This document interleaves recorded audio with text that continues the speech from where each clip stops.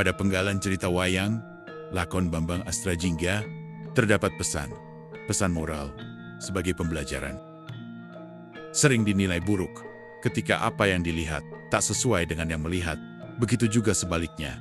Namun, ketika Dopot melepas penilaian, maka semua baik adanya. Mari kita simak bersama. Tan samar pamaring sukma sinukmaya winaya ing asepe sumimpen telenging kalbu pambukaning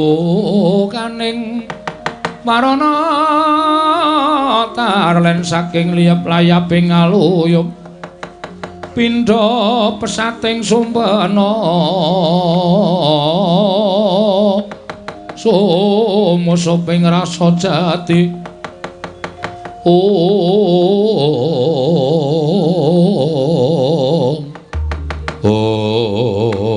datan kawusa manjing telengking pertapan Saha Lima neno gantaka sapuh nalika semanten Bambang Swatama ing sayun-ayunan kan sanggaring para sata Kurawa.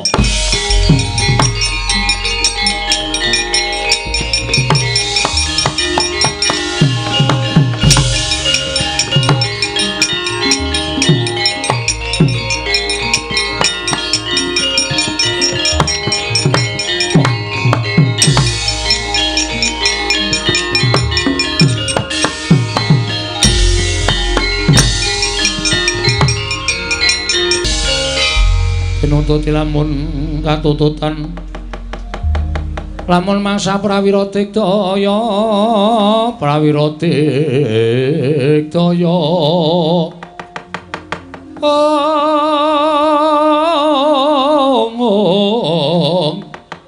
ora nanggana magawe gelarira wang-wang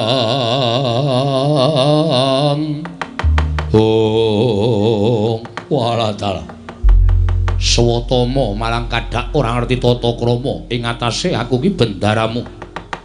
Kowe ming derajate ngabdi aku Pangeran Pati lah kok ora tata krama ning ngareping Surtayu. Tak gawe tata krama.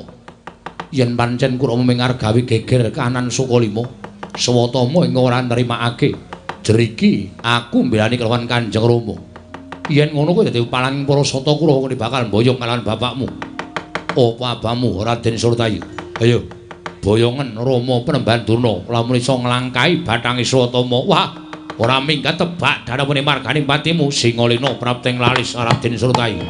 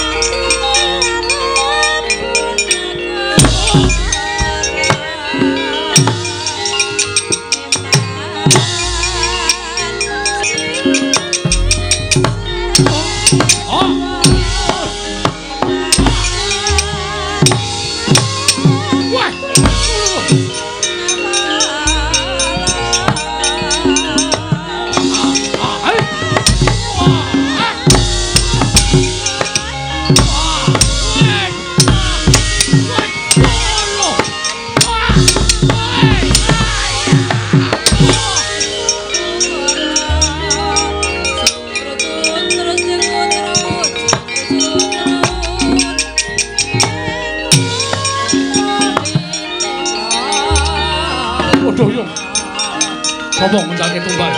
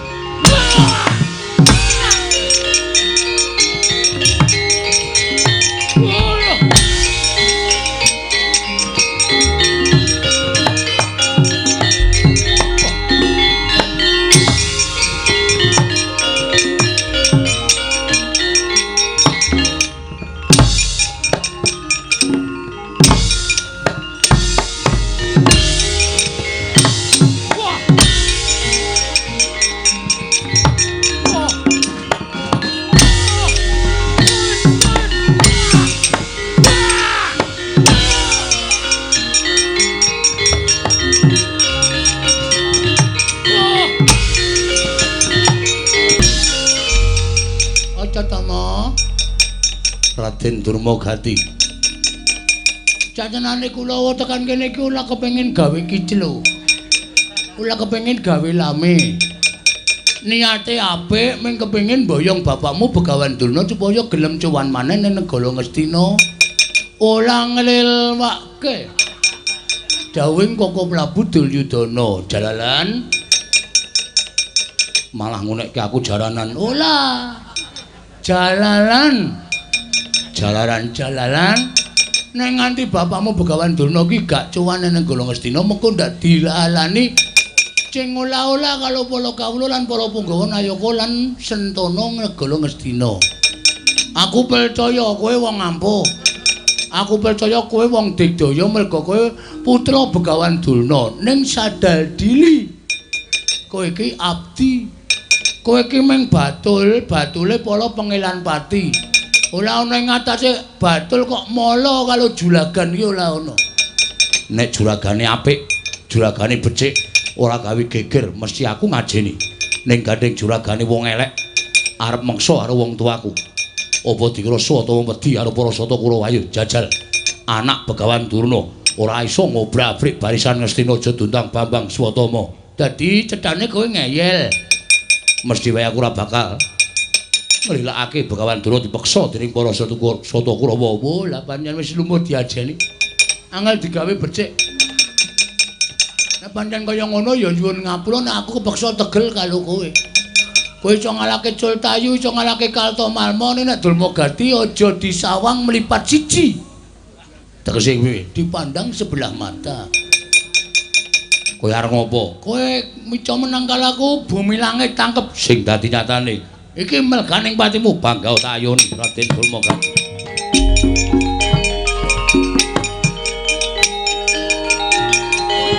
Modal. Modal. Pecah jajamu. Yo piye awak? Modal ana pendhita Durna.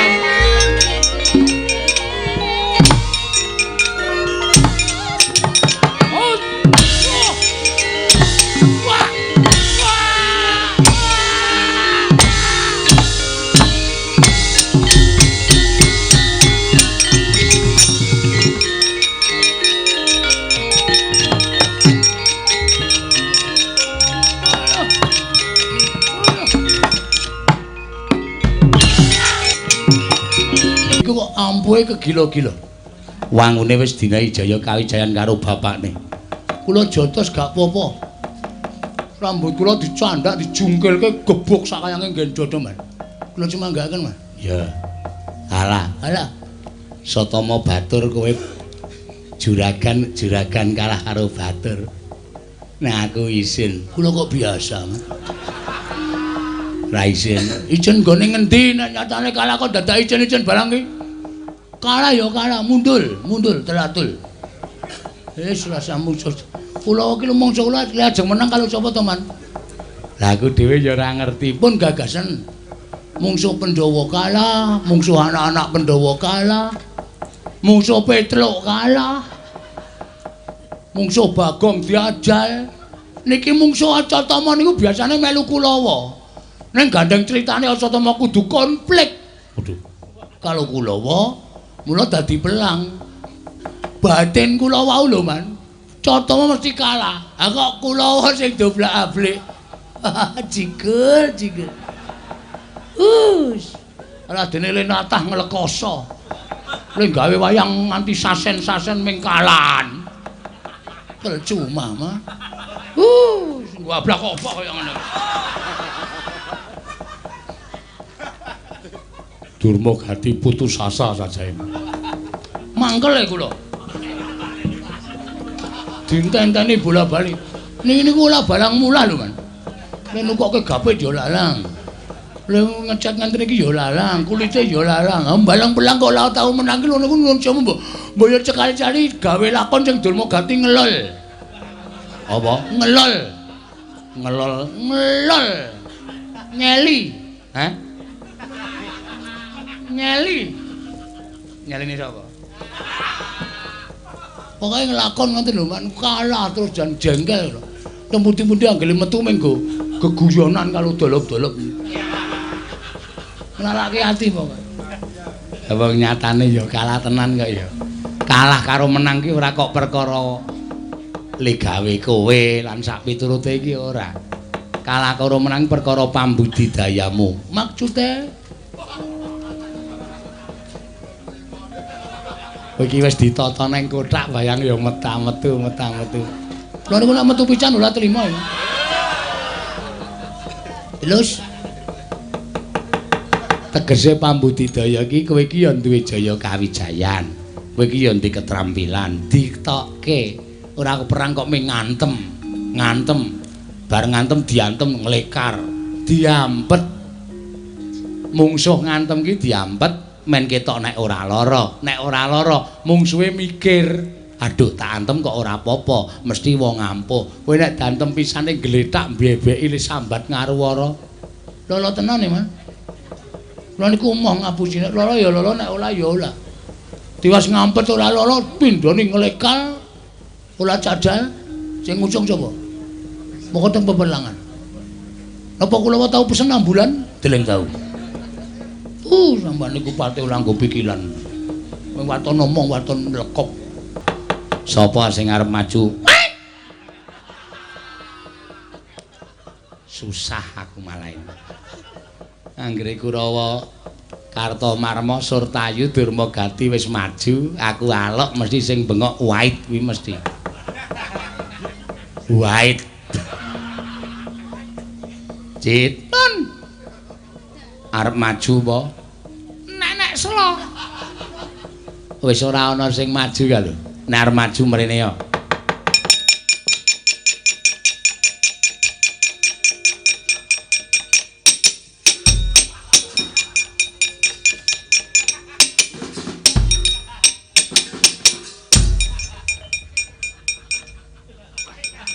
Ngopo tangane ngene iki? Amo susura mrata jaya mrata, Man. Nek nganti Surtayu kalah, Kakak Kartomarma kalah. Durmagati kalah.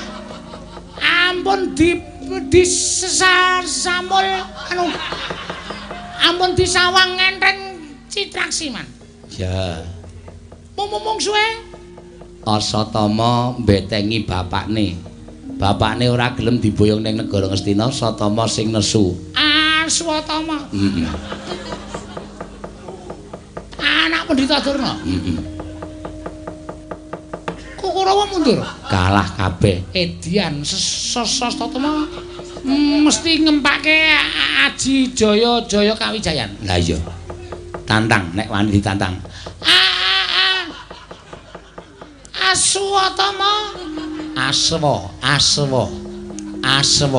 Ora aswa. Aswa. Aswatama. Nah. Kowe aja gleleng. Iso ngalahke para sastra Kurawa Sartayu Kartawarma Durmagati aja gembelo sisiramu gleleng papa panu kadas kurat pacakmu iki Harya Cibinong Citraksi ingkang keduga kelakon nyanyi nyangkeng sirina sirahmu wis Cit rasa omong aku melu tratapan aku ki melu ngampet ambegan nek ngomong coba saiki ngene kowe iki nek ngomong mbok alon sareh ora sak kesusu alon kami sosolon mergo kesusu susu coba alon asatama nah sir pondele kapang sir pondele Sirna Margalayu Laksmi Apya.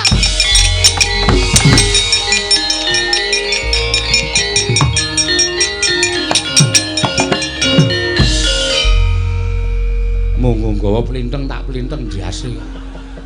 Wis li omong ting pecet kok jengklit bareng. Ngetoke nek tau main ketoprak. Tau dadi bolo dupak ketoprak. Satama. Ono baran. Kok kowe ora basa? Kok meng abdi aku Bendara lah kok kowe ora basa karo aku? Begawan Durna tak basa anu tak boyong ning negara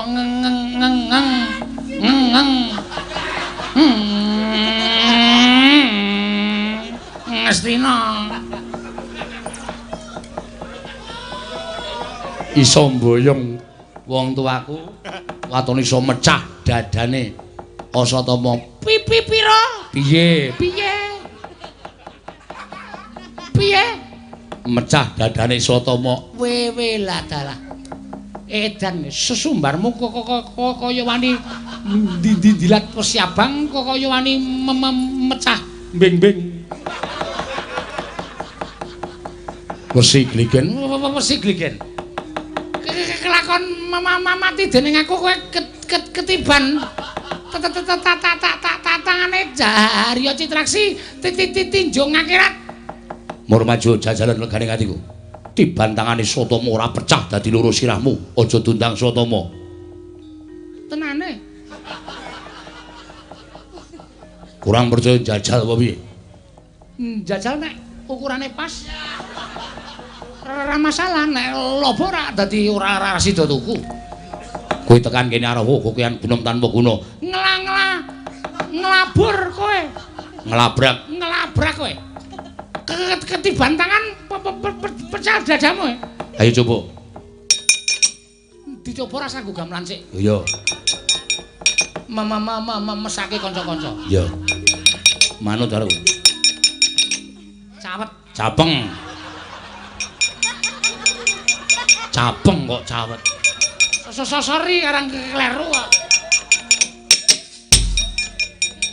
Ora mati dening aku derajat apa? Udus kowe, mutar.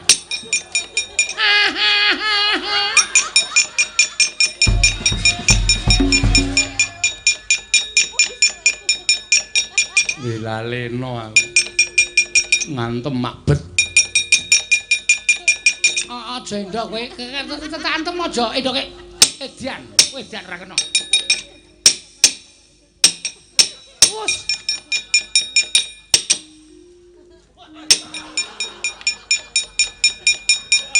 Papa dak kira iso pencak. Pokoke ra kena ngantem aku kowe.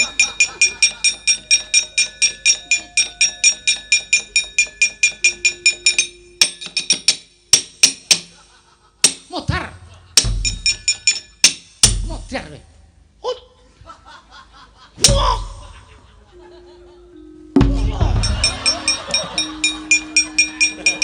Ngendani kowe keparat. ben mbok nganti tugel boyoke. Wah! Wah cikul.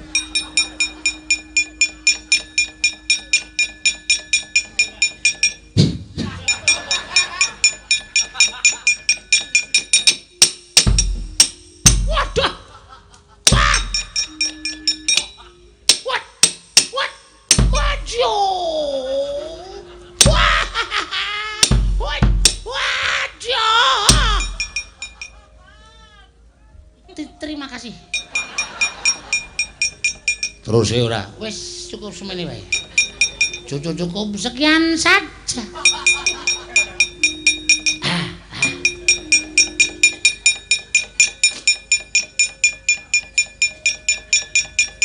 Piye Cit kok meng sedhela? Lho. Sesotomu ampuh tenan. Sesotomu ampuh tenan. Kula anu nggendhodho sepisan gletak kaping pindho mboten krasa. Kula candhak sirahe kula gejog lemah dilek. Terus lajeng kula tendang niku endo edan to. Oh, kula kepleset. Ning rak apa-apa to? Mboten apa-apa. Ameng kepleset to. Ha iya. Bareng niku dianu sira kula dies gletak candhak sira wah werna-wernan. Heeh. Sing terakhir mbangane kula ora iso ngantem sapa wae sing ketok klebu sampean. Oh. Cit. Nun. Kok kembaramu ora tau metu ki ngapa to? Lah pripun ditokke apa? Ya ditokke Citraksi Citraksa. Coba Citraksa kon metu.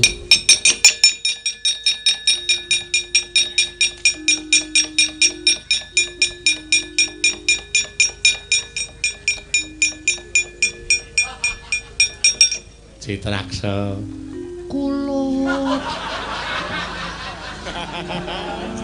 Kula paman. Rumangsaku kembar kok bedane adoh banget lho. Sing siji cenanangan kaya maling, sing siji halus ning suarane kaya wong arep modar. Citraksa. Kula paman. Maju ora? Nek kula maju sing kiper sapa? Halus ning marai lara ya iki. Maju perang. Mboten paman. Lar nendi? Ajeng teng Indomaret. Ngopo? Tumbas pampers. Sing siji seneng gelut, sing siji meng blonjo. Rumangsaku Kurawa kok ora ana sing kurup babar blas. Nun. Maju ora le? Maju wis ora ana gunane wae. Nek kowe ora maju, Swatama ora bakal wani methuk karo patih senggone. Coba Kakang Dra tak pethukke, gelem ora tak boyongne negara Ngastina, ora gelem aku dhewe sing arep ngruda paripeksa.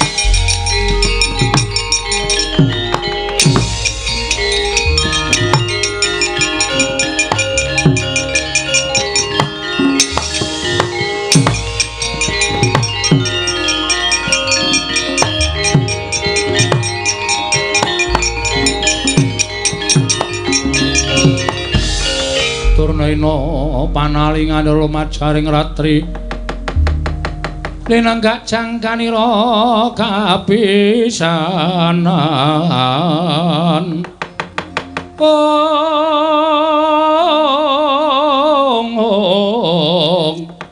aneng perang Bratayuda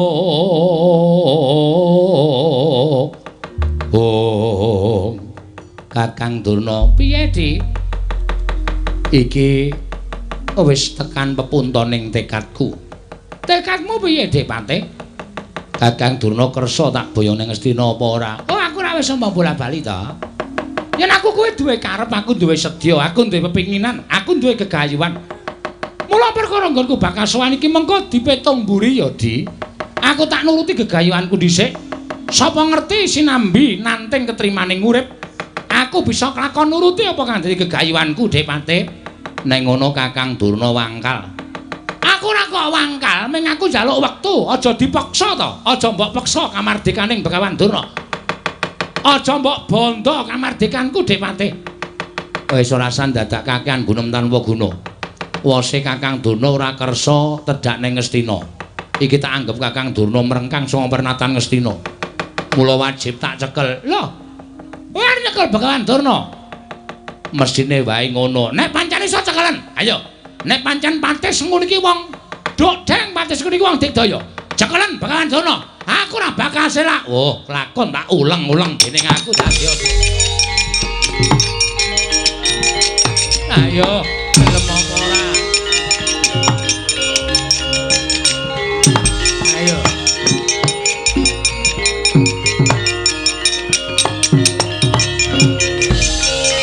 Di, aku ki wong tuwa lho, Di. Aja tak syukur-syukurke kaya ngene iki, aja tak usek-useke kaya ngene iki. Aku ki pendhita ning Sukalima, disembah para cantrik mekara manguyu jejanggan. Lah kok dadi aku tok gawe kaya ngene iki karepmu piye? Mengkare kowe manut apa ora? Ora manut aja lakon dosa. Tak gawe wirang ning ngarepe cantrik-cantrikmu. Wah, sengkune kuwi njaluk dikapokke sengkune.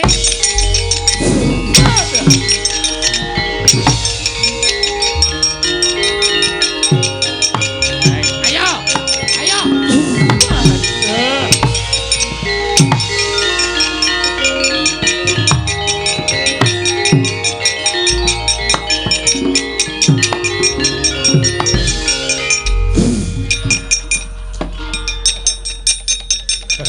Pripun, Mas?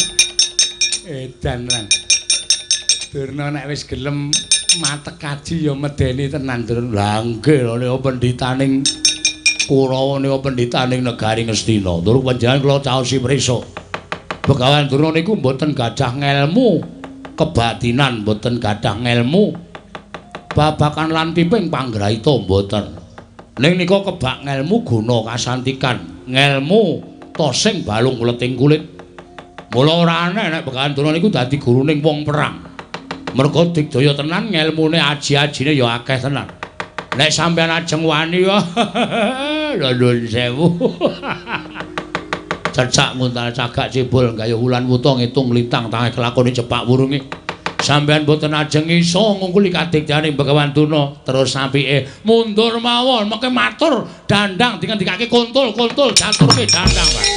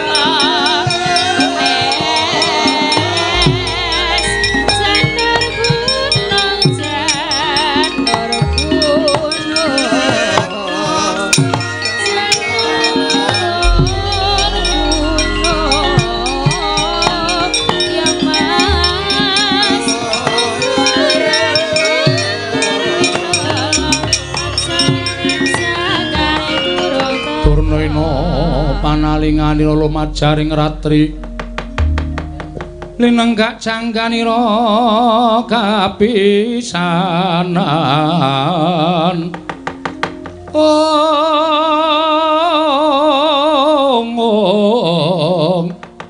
aneng perang Bratayuda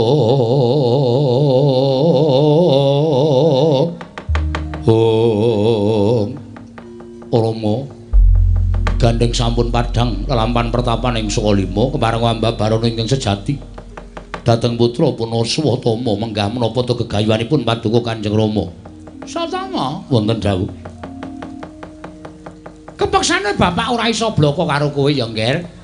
Mung tak jaluk pamujimu wae. Kowe tansah ndedonga apa kang dadi kekarepane bapakmu iki bisa kasembadan. Menapa ing dados pikajenganipun Kanjeng Rama ora ala kok, Ngger, ora ala. Ning becik. Lah, saiki ngene Satama. Kowe tunggu pertapan Sukalima ya Cah Bagus. Lho iki, lajeng Paduka Kanjeng Rama badhe tindak dhateng pundi? Aku arep netepi dharma, nglakoni tapa brata semedi malah dining njumbuhake kelawan gegayuhanku. Mengko yen to gegayuhanku iki bisa kelakon, kowe mesti bakal melu mukti. Kowe Nyakrawati kowe melu seneng kok, Ger. Menawi dala pengaten, namung jumurung kersa Paduka Kanjeng Rama. Sembah kula ngendharaken jengkar Paduka Kanjeng Rama. Satama pamujimu ya Cah Bagus. Lho iki ngestaken dawuh. Aku tak manjing alas. Aku tak manjing telenging wana ingkang sepi, ingkang ora ana wong kemliwer, supaya bisa napakake kasutapanku bisa kejangka sarta kegayo apa kadadi kegayuhanku. Lho iki sembah kula ingkang ngendharaken jengkar Paduka Kanjeng Rama. Iya Satama iya.